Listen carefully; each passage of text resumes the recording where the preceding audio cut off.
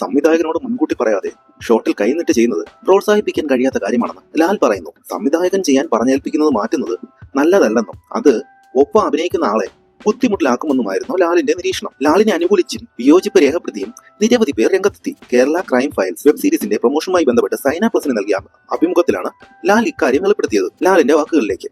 അമ്പിളിച്ചേട്ടനെ പറ്റി പറയുമ്പോൾ ഏറ്റവും കൂടുതൽ പറയുന്ന ഒരു കാര്യമാണ്, പുള്ളി ഷോട്ട് എടുക്കുമ്പോൾ ഒട്ടും പ്രതീക്ഷിക്കാത്ത ചില ഡയലോഗുകൾ പറയും, ചില ചലനങ്ങൾ ഇടും. അതൊട്ടും പ്രോത്സാഹിപ്പിക്കാൻ പാടില്ലാത്ത കാര്യമാണ്. അങ്ങനെ ചെയ്യാനേ പാടില്ല.